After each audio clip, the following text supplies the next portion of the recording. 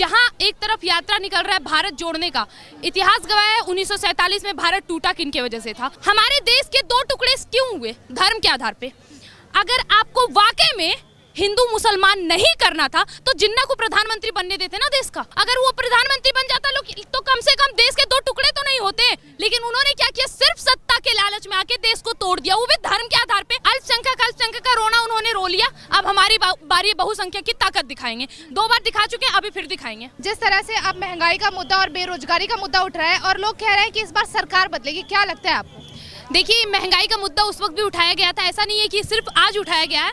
लेकिन लोगों का मंशा बन गया है विपक्षी दलों का कि अब सरकार बदलेगी।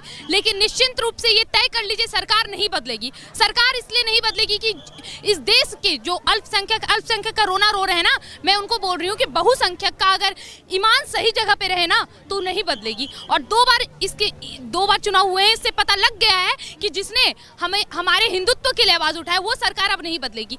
24 की आप बात कर रहे हैं, मैं समझ रही हूँ सारे में 24 की तैयारी हो गई है। अभी बहुत सारे ऐसे मुद्दे जिसको छेड़ा गया है और बहुत से ऐसे मुद्दे हैं जिस पे कार्यवाही भी हो रही है और बहुत से ऐसे मुद्दे हैं जो 24 तक पूरे क्रम में हो जाएगी और 24 चुनाव आते आते भी बहुत सारे मुद्दे उठाए जाएंगे। तो आप 24 की चिंता बिल्कुल ना करें, 29 की तैयारी। पे हमने कुछ लोगों से बात की, उनका कहना यह है कि केजरीवाल की सरकार बन सकती है, तो कुछ लोग कह रहे हैं कि कांग्रेस की भी सरकार बन सकती है। जी नहीं, देखिए, कहने का तो कोई भी कुछ कह सकते हैं, लेकिन मुझे इस देश की जनता पे भरोसा है। कम से कम इस बार तो पत्थर खाने के कगार पे जनता नहीं होगी।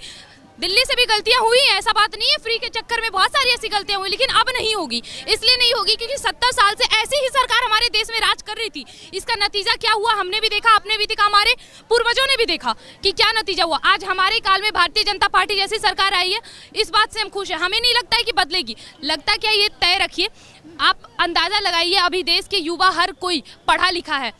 जहां एक तरफ यात्रा निकल रहा है भारत जोड़ने का, इतिहास गवाह है 1947 में भारत टूटा किनके वजह से था, भारत के एक और हिस्से किनके वजह से हुए। तो ये सब नौटंकीबाजी है। और रही बात बदलने की, वैसा कुछ नहीं होने वाला, आएगी तो भारतीय जनता पार्टी ही।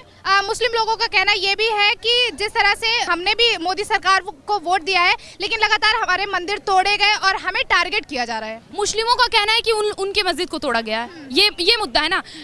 कौन से मुस्लिम कह रहे हैं? डॉक्टर रिजवान अहमद, नाम सुना है आपने? इसी देश के मुस्लिम है, स्कॉलर है और बहुत बड़े एडवोकेट है। कोई बात करे उनसे जरा डिबेट में, हम भी जाने कि कौन बोले हैं। एक बात सुन लीजिए, इस देश में रहने वाले मुसलमान जिसकी सोच एपीजे अब्दुल कलाम जैसी है, और इस देश में ना रहने वाले मुसलमान जो भी है, तारिक फतेह पाकिस्तान के, जो वहां से चीख के एक ही बात बोलते हैं कि हिंदुस्तान में पैदा होने वाला हर व्यक्ति पहले हिंदू है, सर्वप्रथम वो हिंदू है। हिंदू मुसलमान की बात ही नहीं आती है। कोई सरकार एक तरफा नहीं जाएगी। जितने देशद्रोही हैं, जितने भी ये भ्रष्टाचारी हैं, जितने भी आतंकवादी के समर्थन करने वाले हैं, वो सारे लोग बेशक कांग्रेस को वोट दे, कोई दिक्कत नहीं है। अल्पसंख्यक का रोना उन्होंने रो लिया। अब हमारी बारी बहुसंख्यक की ताकत दिखाएंगे। 2 बार दिखा चुके हैं, अभी फिर दिखाएंगे। लेकिन देखिए, ये भी लोगों का मुद्दा है कि मोदी सरकार जब से आई है तब से सिर्फ हिंदू मुस्लिम हो रहा है और देश में बेरोजगारी और गरीबी आ गई है। अच्छा, तो देखिए, मैं थोड़ा सा पीछे जाना चाहूंगी, ज्यादा नहीं, उस वक्त मेरा जन्म नहीं हुआ था, उस वक्त का मैं इतिहास बताना चाहूंगी। 1947 हमारे देश के दो टुकड़े क्यों हुए? धर्म के आधार पे। अगर आपको वाकई में हिंदू मुसलमान नहीं करना था तो जिन्ना को प्रधानमंत्री बनने देते ना देश का। क्या दिक्कत था? 6 महीना बना बेचारा, 6 महीने के बाद तो मर गया। अगर वो प्रधानमंत्री बन जाता तो कम से कम देश के 2 टुकड़े तो नहीं होते। हमारा पाकिस्तान तो हमारे पास रहता। लेकिन उन्होंने क्या किया? सिर्फ सत्ता के लालच में आके देश को तोड़ दिया, वो भी धर्म के आधार पे। और ये लोग आरोप लगाएंगे कि भारतीय जनता पार्टी धर्म के नाम पे खिलवाड़ कर रही है। अपनी मानसिकता बदलें। सिर्फ एक टोपी ना पहनने से आप किसी पे, भारतीय जनता पार्टी पे ये आरोप नहीं लगा सकते कि वो मुस्लिम विरोधी है। और अभी भी गवाह है, सारी मुस्लिम औरतें भी गवाह है और इस देश में रहने वाले पढ़े लिखे और सच्चे मुसलमान भी इस बात की गवाही देंगे कि भारतीय जनता पार्टी आने से इस देश में क्या सुधार हुआ है और क्या बिगाड़ हुआ है। लेकिन क्या जिस तरह से राहुल गांधी भारत जोड़ो यात्रा कर रहे हैं, क्या राहुल गांधी सत्ता में नहीं आ सकते? जी नहीं, बिल्कुल भी नहीं। कैसे? देखिए, हमारा देश क्यों पहचाना गया? हमारे देश के ऋषि मुनियों की वजह से, महाराणा प्रताप, वीर छत्रपति शिवाजी, 76 वीरांगनाओं की वजह से। ऐसे लोग रहे हैं कि देख के लगे कि हाँ कोई शेर आ रहा है। ऐसा थोड़ी ना। क्या मतलब किस एंगल से आप उनको प्रधानमंत्री बनाएंगे और क्यों बनाएंगे? उनको ये नहीं पता आलू से सोना निकाल रहे हैं, कभी वो चिड़िया को रोजगार देने की बात कर रहे हैं, ऐसी बात कर रहे हैं जिसका ना कोई तुक्का है ना कोई तथ्य है। आप इनको प्रधानमंत्री बनाएंगे?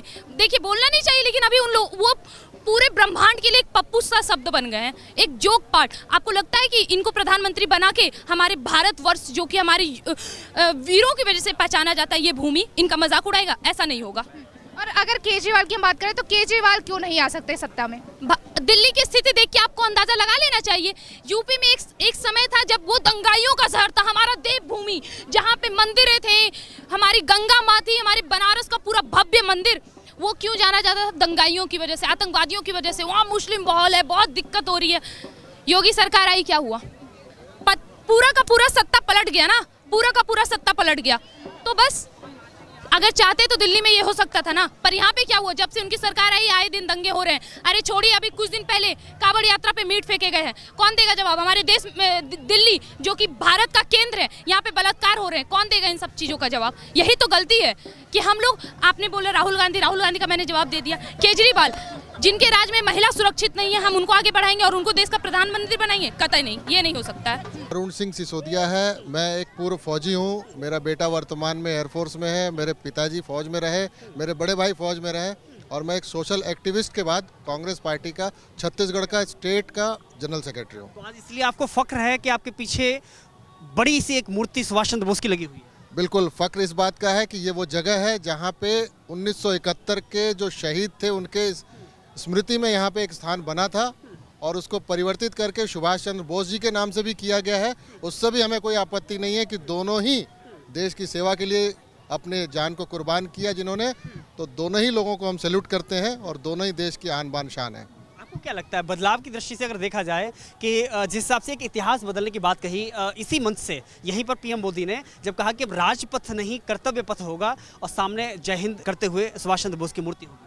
देखिए, मैं मोदी जी को, बहुत बड़े हमसे, बहुत बुद्धिमान है, लेकिन मेरा यही कहना है कि जो चीज़ है उसको छोड़ के कुछ नया निर्माण करते तो संभवतः देश का गौरव और बढ़ता।